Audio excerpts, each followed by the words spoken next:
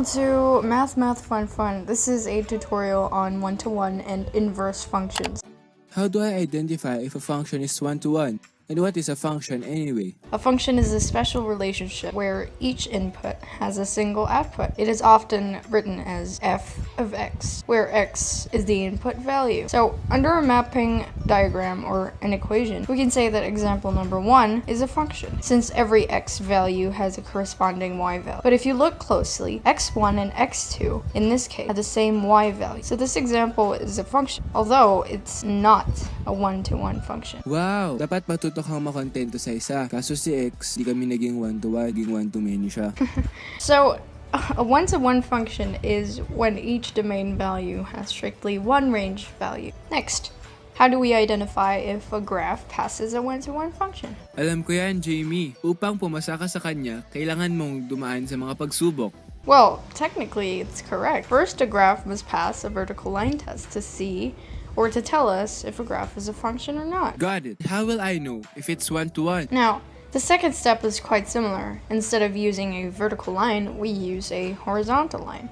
If I draw a horizontal line and it hits the line at least one point, then it is considered as a one-to-one function. But if it hits the horizontal line more than one point, then it is not a one-to-one function. JB, do you think this is considered as a one-to-one function? Yes, Jamie. That's correct, JB. Now, we will use all our knowledge for inverse function. Headache, here we come. Oh no, we'll work on that. And an inverse function occurs if you let f be a one-to-one function with domain A in range B. Then the inverse of, denoted as f of -1, is a function with domain B in range A, defined by f raised to the power of -1, y is equal to x. If and only if f of x is equal to y for any in B. Hold up. My brain is still processing it.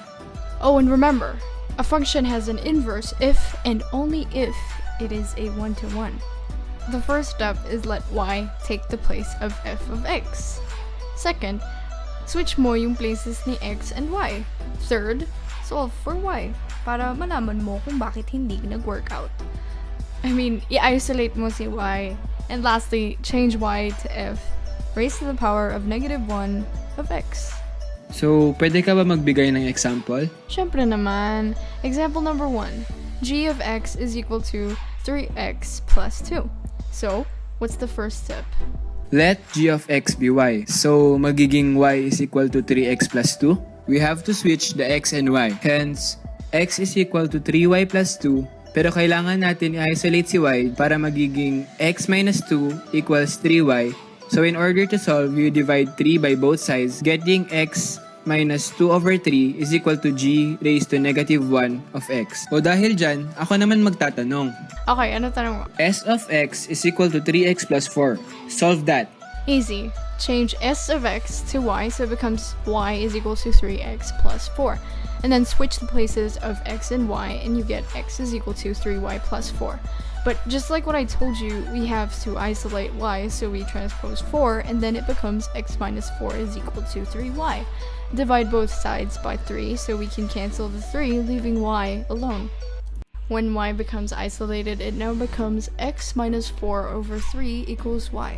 Change y to s to the power of -1 of x. And then our inverse is now s to the power of -1 of x is equal to x minus 4 over 3. Oh, last example na. If g of x is equal to x plus 1, Edi g raised to -1 of x is equal to x minus 1. Simply redo all the steps and you get the answer. O diba? Ha? Kuyo na si x sa akin nito.